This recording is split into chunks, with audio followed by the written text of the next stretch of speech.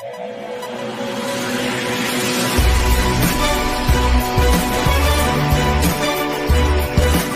have arrived at the popular Suzuka International Racing Course in the Mai Prefecture for the running of the Japanese Grand Prix, the final Far East Asian race of the season. Coming into this week, after coming off the back of an amazing return to Malaysia, one driver has been making big headlines this week.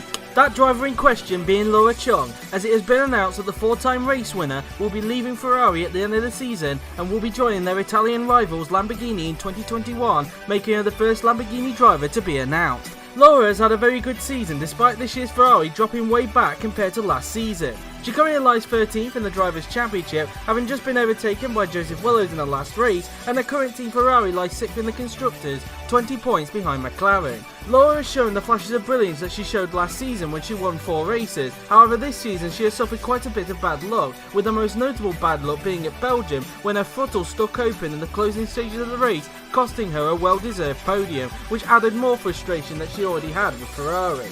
Laura will be happy to know that she'll be joining the brand new Lamborghini team in 2021, and she'll be looking to help Lamborghini throughout their development in their first season. Her announcement leaves just 2 questions left on the table: who will join her at the new Lamborghini team, and who will take the second Ferrari seat, given we now know that the prancing horse will be having a brand new lineup in 2021, with Jake Galloway being confirmed to join the Scuderia in the first team news of the season, and the fact that Roberto Garma shockingly announced his retirement from the OC as a whole last week.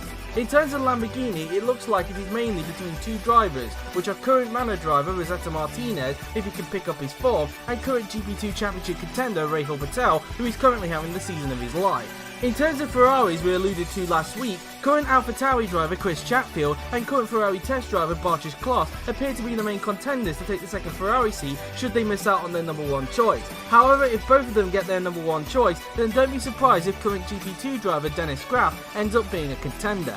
It will be fascinating to see who ends up getting the second seats for both Lamborghini and Ferrari respectively. And that is it for this week's edition of the GP4 OC News. The next team news will break at the United States Grand Prix next week, who will be announced during to practice next week at COTA.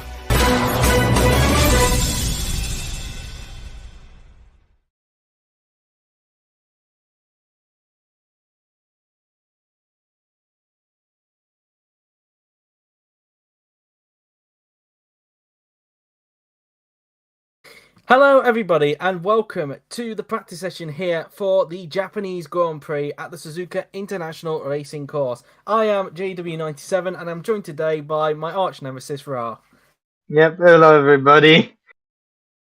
Hello, and we are here at Suzuka after coming off the back of, well, an insane Malaysian Grand Prix. We'll get onto that in a moment. But I think without further ado, as you can see, the weather, it's going to be mixed conditions. It's going to start off dry, but there is a chance the track could wetten up. So maybe into conditions. We have got cloud cover as well. So without further ado, let's get into the practice session, or not, because Yuri is typing at the moment. So,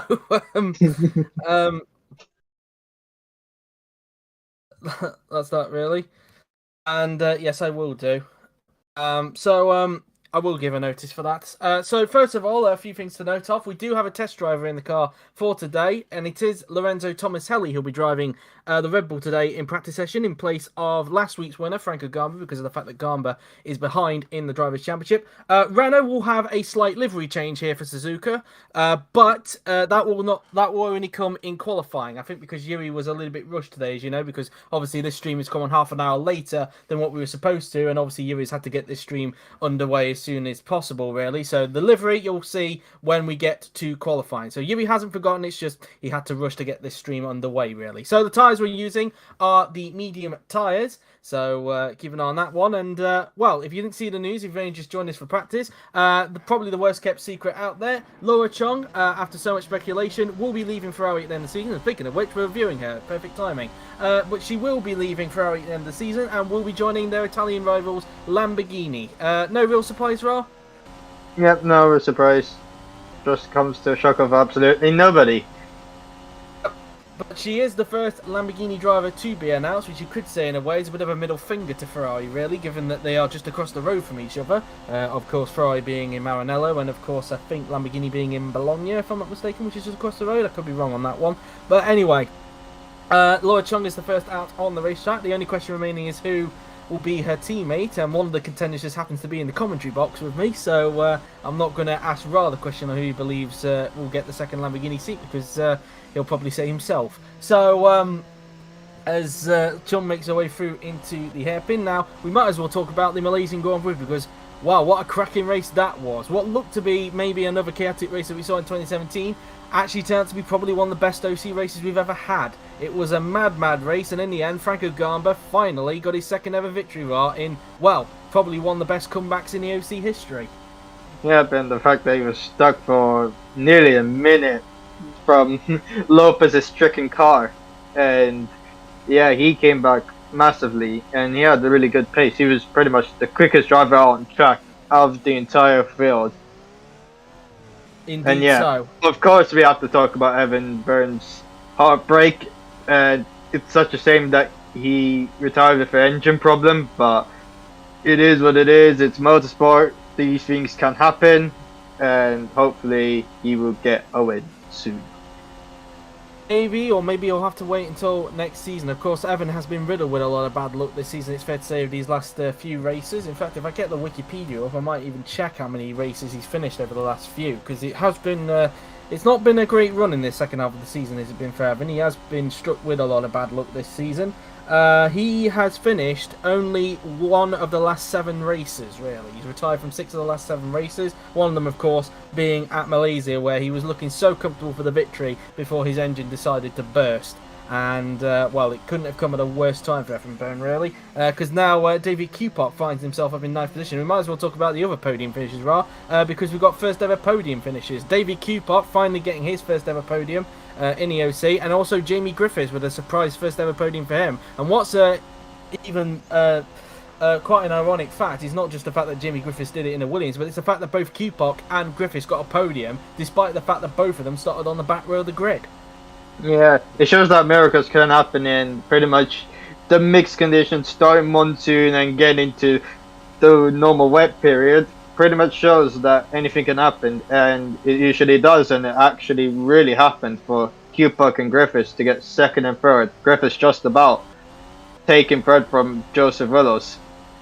Yeah, indeed, and whilst you're talking there, we are seeing some dots on the racetrack, so we are starting to see the track maybe starting to wetten up a little bit. Chulo Chun does a 1:32, but that gets automatically beaten by both the runners, in fact, of Byrne of Galloway. Byrne going quicker by 32 thousandths of a second. But yeah, Griffiths only just able to get a podium last time out in Malaysia because he had Joseph Willows charging behind him in the latter part of the race, and a lot of people thought he was going to do an Armagh car on him like he did back at Singapore, which was basically rob him of a first ever, well, in the case of car, it was a first ever win back at Singapore in 2014. In this case, it was a first ever podium for Griffiths, but on this occasion, it was not to be. Willows just not able to get him at the line. The Williams Mercedes clearly powerful enough to keep Griffiths ahead on the straight, and was able to get that first ever podium for himself, and Williams' first since Baku 2017 with Julius Anderson. So that was that.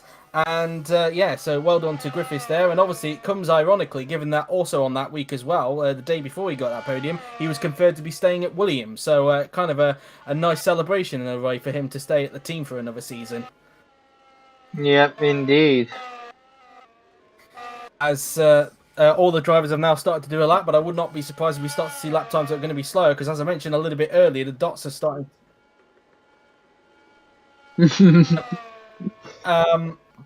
As I was saying, there were dots on the track, as I pointed out earlier, so we should be seeing maybe lap times being a little bit slower, and maybe at some point we'll see some spray. So these may be the fastest times that we're going to get, with Cupok up in second place, actually, ahead of the 2 Red Bulls of Gal and, well, it says Gam. But, of course, that's Roberto Gamba, because, as we know, Lorenzo Tomaselli is driving the Red Bull in practice. Tomaselli currently down in 10th. I said both Red Bulls. That's a mistake, in fact, because I forgot that Tomaselli was in the car. He's in 10th position in place of Franco Gamba, and you can see the dots continuing to spread around the track as Armagh car stuck behind one of the Red Bulls. Now, is that Gal or is that Tomaselli? I'm not 100% sure. I probably need to have a look at the helmet to see who it is, and I believe, looking at it, that is Tomaselli he's getting by, because that's the Nick Heifeld 2009 helmet. So that's that. Well, it looks like a Nick Heifeld helmet from the side. As we ride on board with Rosetta Martinez, another contender who could be at Lamborghini next season, but he really needs to pick up his performances, you'd have to say, Ra. Yeah, indeed. He's become close to get points, but unfortunately, not enough. But the only positive thing for him this season is that he's ahead of two Haas drivers in the drivers' championship. But yeah, it's not been the best of seasons for Martinez, but hopefully she can turn it. He can turn it around. Sorry.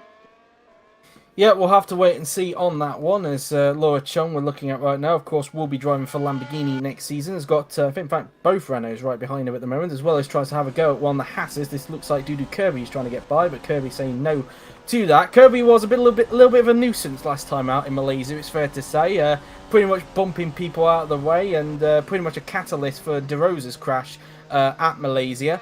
And, well, he nearly ended Griffiths' race early on before Videri nearly ended Griffiths' race. And, well, it was, yeah, pretty much he was a nuisance, Ra. Let's put it that way. Nuisance, good word, but the word I'd say is the C word, but I won't say it because we know that I've been saying it for one certain driver that we're looking on board with. Yeah, anyway, But we're riding on okay. board. There's, Fraser getting very close there to the Williams. He was just overtaking there through 130R, but luckily was able to get it done quite cleanly. Now, last season we were at Japan, it was quite a chaotic race then, and you may remember a final lap that happened between Gal and Carr, where both of them ended up getting damage, and Carr, by pure luck, managed to get the victory at Suzuka.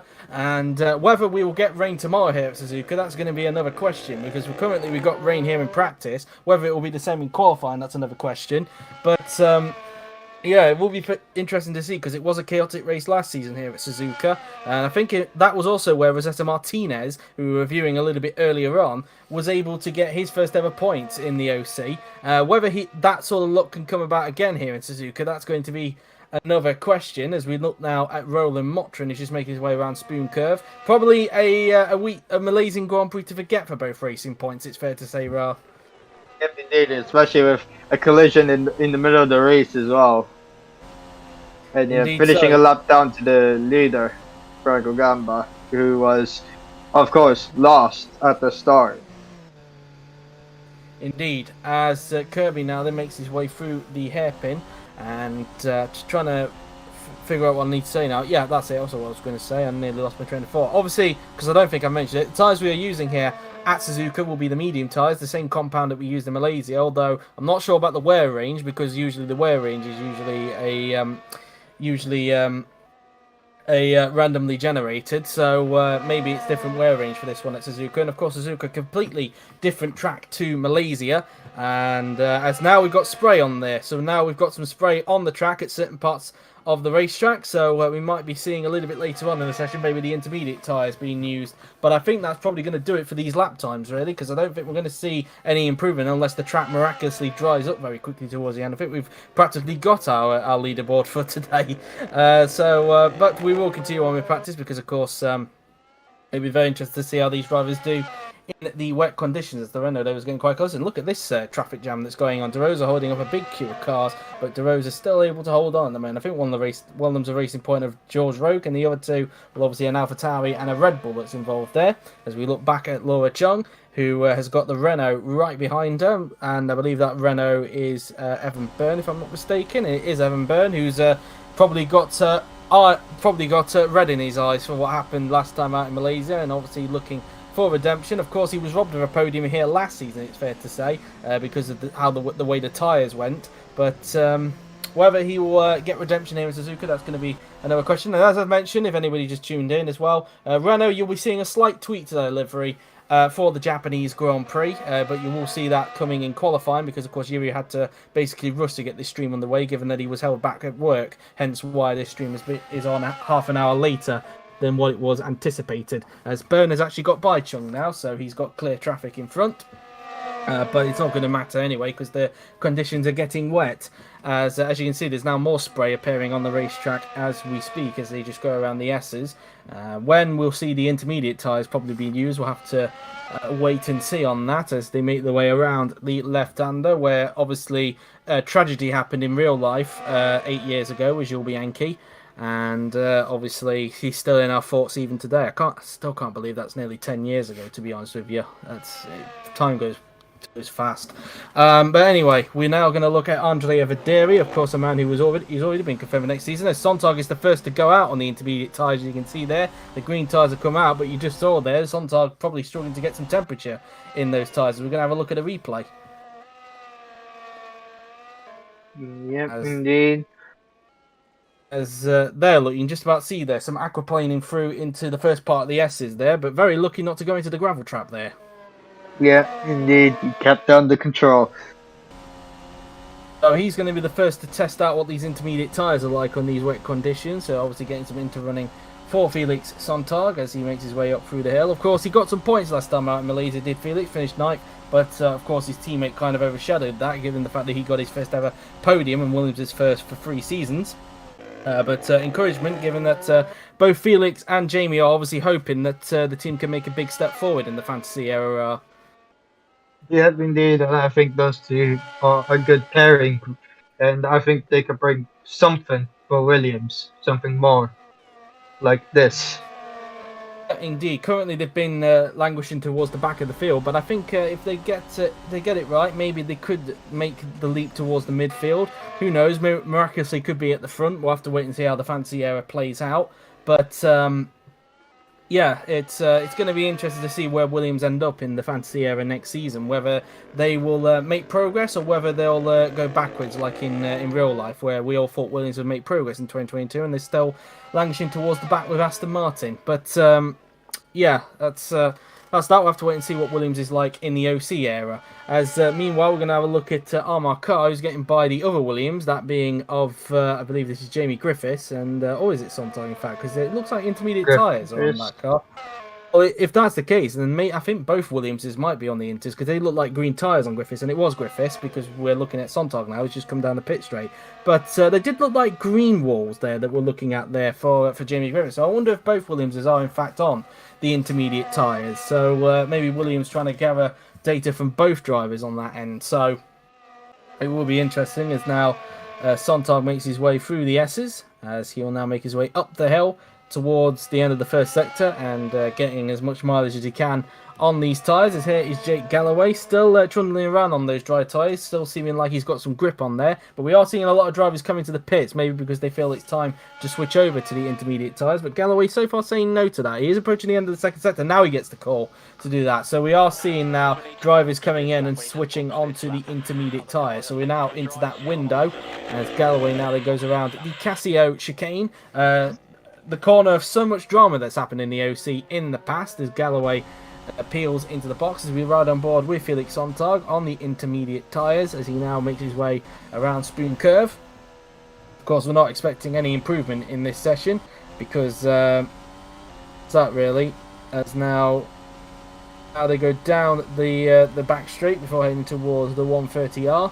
And only a few cars out on track at the moment, although there are some, as you can see on the mini-map, starting to appear out on the racetrack. Now, of course, the last 2 races, of course, Mercedes had a chance to win the Constructors' Championship, and they obviously failed to do that. This is obviously their 3rd chance to try and win the Constructors this week at Japan, and I did some calculating today. Mercedes, in order to win the Constructors' Championship this week, they need to score 28 or more points more than Red Bull in order to wrap it up this week at Suzuka. Now, the one way they could try and do that is, well, the main thing, is to not crash, which is what they've done in the last 2 races, really. And in the last race, Lopez and Carr came to blows yet again. And what makes it even interesting, it hadn't even been a lap. Yeah, I mean, of course, they've crashed into each other multiple times, but this is literally a rivalry between those two. I don't think they really care about the team's championship at all.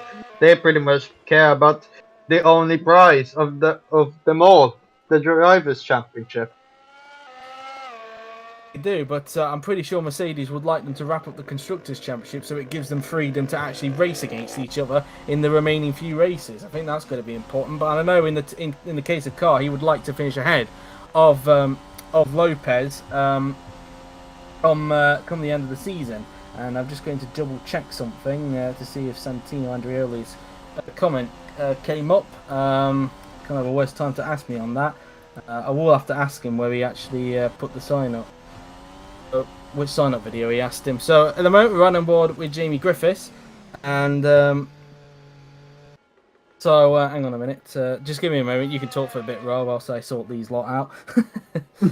Okay, so now we're looking on at Felix Ogden. Now we switch it to Roland Martin, who's on the intermediates, getting stuck behind the Red Bull. I think that's Lorenzo Tomaselli, and believe it is.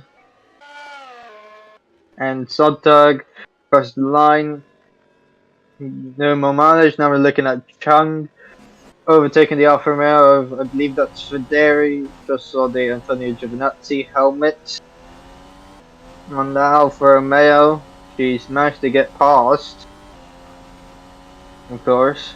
And now looking at Felix Sontag once again. So good, doing another lap on these intermediates. Doing good mileage at the moment. Now Tomaselli sending it on running Mochin at the chicane. We're gonna take a replay of that. And this is pretty far back as well. Look at that. It's very far back, and he got the move done. Red Bull brakes have the Red Bull brakes have become really realistic in the LC, it seems. For some reason. I can't see them. Sonta going for the hairpin.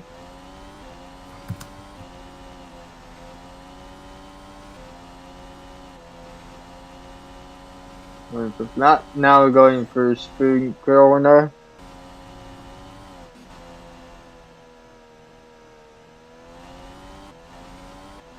Only Martinez and Fraser are in the pits, and everyone else is on track. Meanwhile, Laura Chung overtaking Andre Federi. I don't think she got the move done. She hasn't.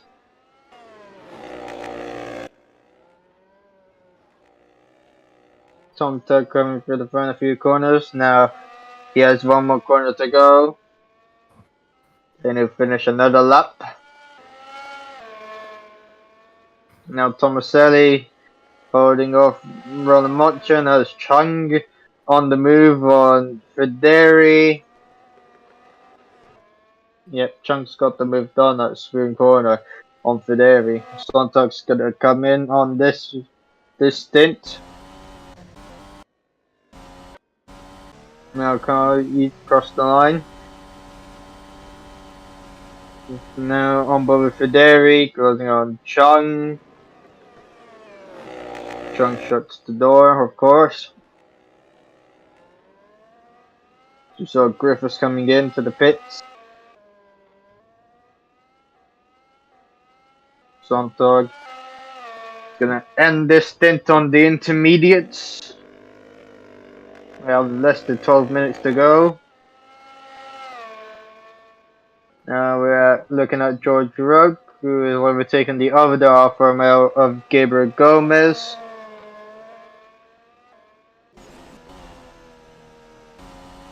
Now back on board with Felix Sontag. Now looking back at George Rugg, who is going for the move on Gomez on the inside at 130R, and he's got the move done. Just about. Sometime he's gonna come back into the pits to end this stint. Mochin right behind the Red Bull of Tomaselli, who is sadly in 10th at the moment, and of course he is unlikely to improve. Right, I've just done the double checking, so I'll come back now. I just had to double check that certain drivers, because obviously for anybody who doesn't know, the GP2 sign-ups closed tonight at 10 PM BST, and some people wondered their comment was appearing, which it was. Although for some reason some people were getting confused as to which video they put it on, whether it was the first one or the second one. Because for those of you who don't know, we actually uploaded a second sign-up video for GP2, mainly because of the algorithm being a bit of a mess when we got the channel back. So yeah, I was just trying to find out which video they'd all put them in. Some people have said it was on the second one, when in actual fact they'd actually put it on the first video. So yeah, but it's all fine now, as I'm now back, as having sorted that out. So we've got just over 10 minutes to go as Roland Motrin is coming back into the pits. All the drivers are now on the intermediate tyres, but You already see, a dry line is starting to emerge. somewhat, yeah. So that's that.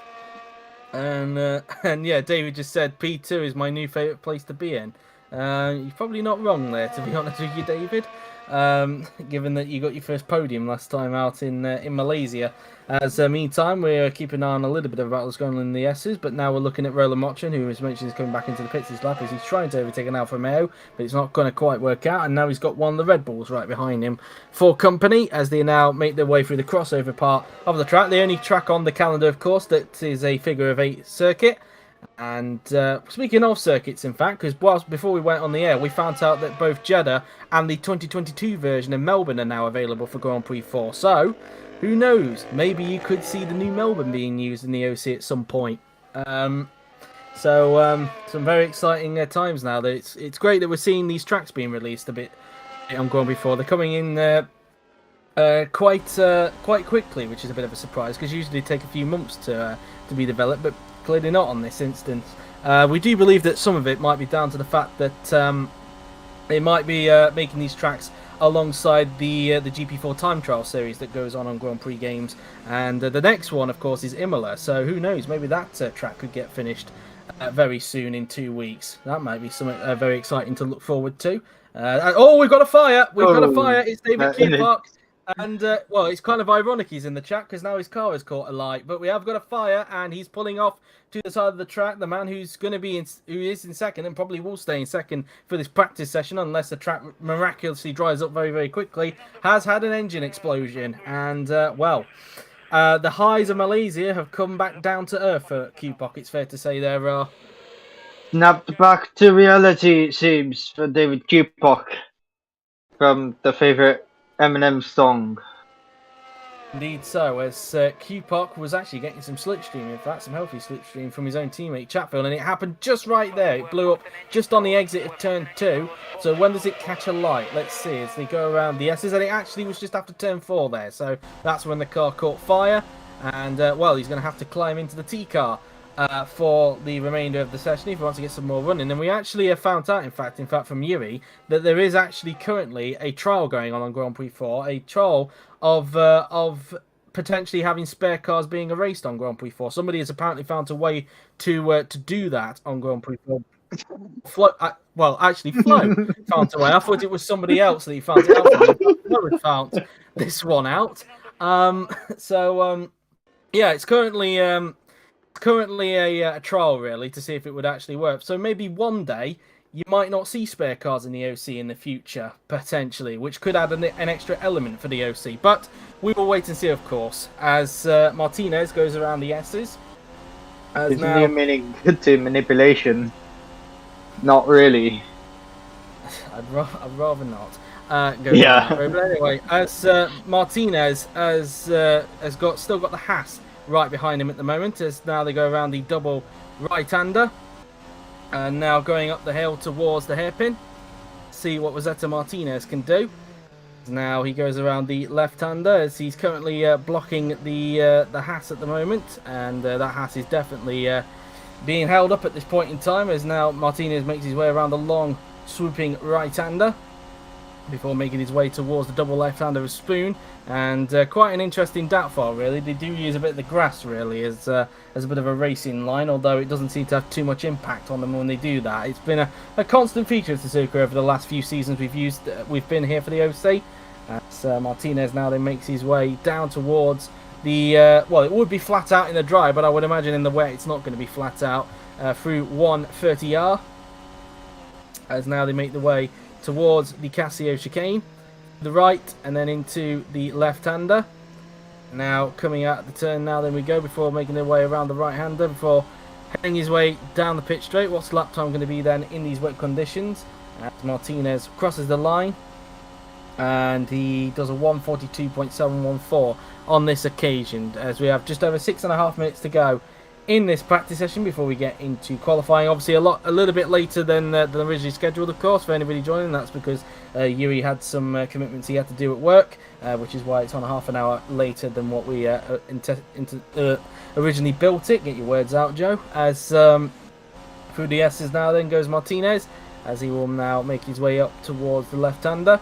So far then, although we do imagine this will be the leaderboard for the entirety of it, but in case the track dramatically dries out, this is what the leaderboard looks like. Lopez top, Kupok second, Gal third, with Roberto Gamba in fourth. Then it is Carr in fifth, Willow sixth, Motra in seventh, Byrne in eighth, Galloway ninth, with Lorenzo Tomaselli, the Red Bull test driver, in 10th, with Chris Chatfield in 11th, then Drew Drake in 12th, Chong 13th, Gomez 14th, De Rosa 15th, Sontag 16th, then it is Martinez 17th, Fraser 18th, Federi 19th, Kupok 20th, Griffiths 21st, and Wilson in 22nd position as Kupok tries to find a way through on the Renault, but not able to do so. Kupok very quickly getting back into the spare car. Clearly a very quick run for the German, as now going around the double left-hander now then.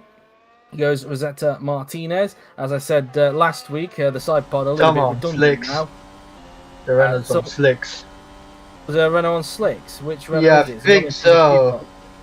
It's Jake Galloway. Jake Galloway is on the slick tyres. So Galloway decided to have a go on the slick tyres again. He should be quicker around this bit because this is usually the only dry bit that's on the track at the moment. All the rest is wet at this point. As Martinez goes around the Casio chicane, making his way around the right-hander, still holding up the Haas as we speak right now. Across the line goes both Martinez and the Haas. And Martinez does not improve, and nor does the Haas behind. The Haas being Dudu Kirby because it's number 71. As they go through the first two corners now then on the racetrack, as now they make their way through the left, right, and then into the left-hander we will go. And now going around the right-hander as the spray continues to pick up, as now to the left-hander now then. And now let's have a look at Kupok now then, who's trying to find a way through on Galloway. And trying to find a way through, but ain't going to work out. Galloway coming out off. There's a bit of contact there between Kirby and Martinez. Kirby obviously getting a little bit impatient being stuck behind Martinez, but eventually gets through, albeit in a bit of a scruffy way, it's fair to say. And there was the contact. And, well, he actually got a little bit of airtime there, Ra.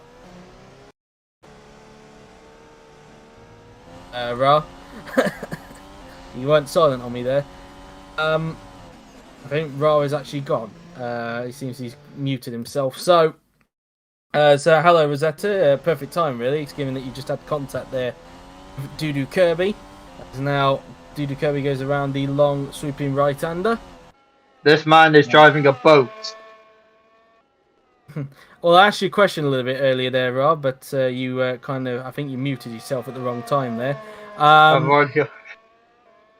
I mentioned that you got a little bit of airtime during that little bit of contact, but then you muted.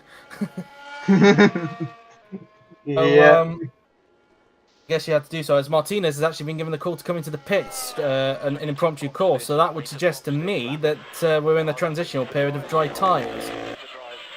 Well, the dry line's getting bigger.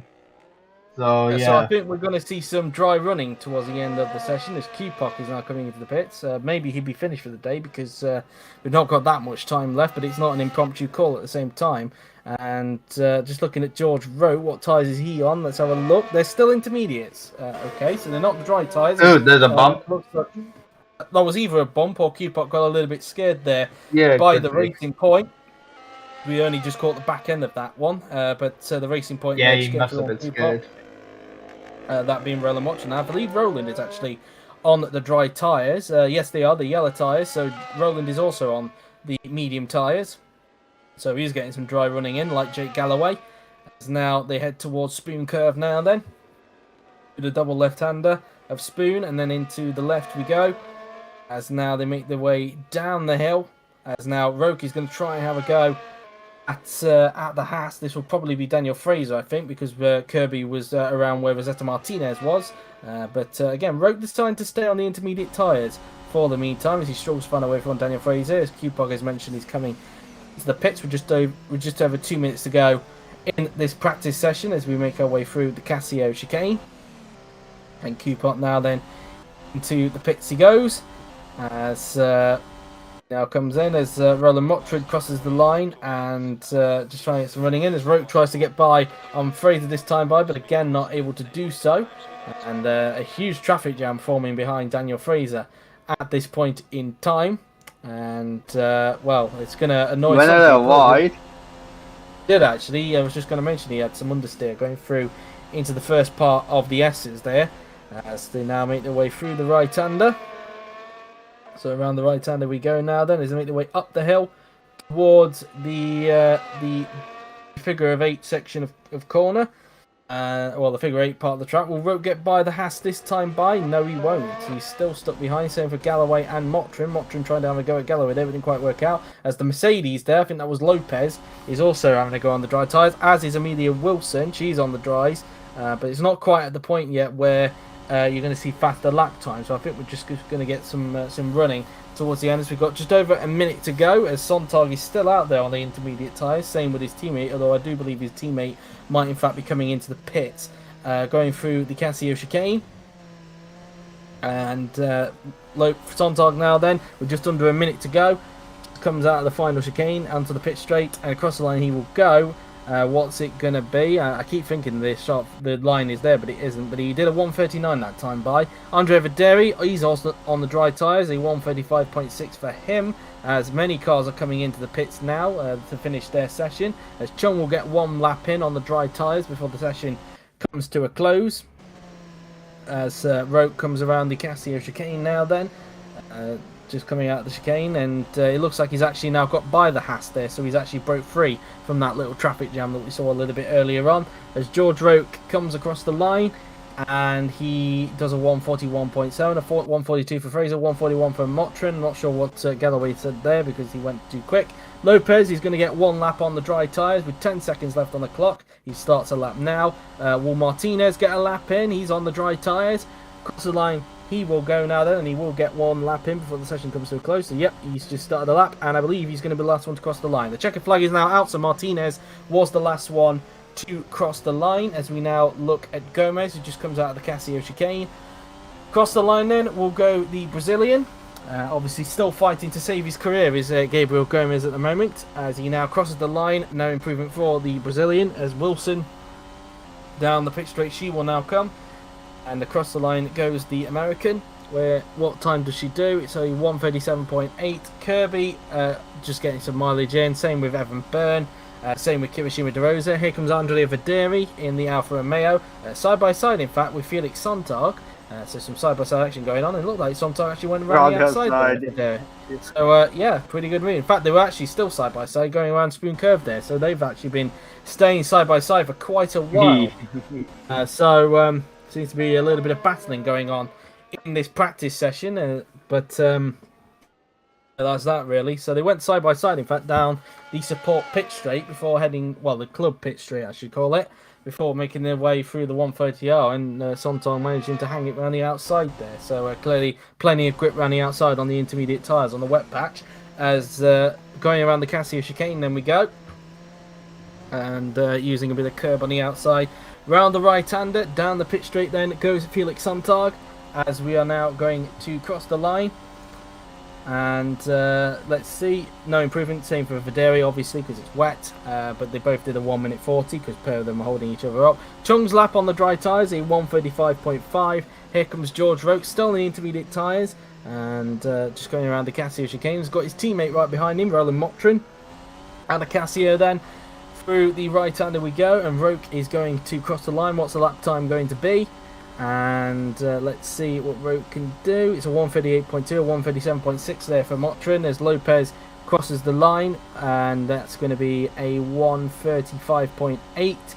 Galloway does a time there. Martinez, the last driver to cross the line.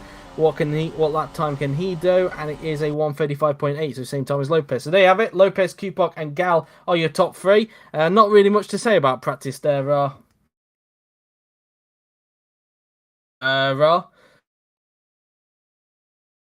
Silent. So yeah, nothing to say about practice. I'm your new Rahul. Hello. So anyway, hello Laura, who's just joined us in the stream chat. Congratulations, by the way, you're going to be at Lamborghini next season. But yeah, that's it for practice. We're just going to take a brief pause for the moment, and then we'll be back for a fresh stream for qualifying. But in the meantime, I've been JW97. He was Rob, but he's gone mute for the moment, so hopefully we'll get him back for qualifying, and we'll see you in just a little bit for the qualifying session. See you in a bit.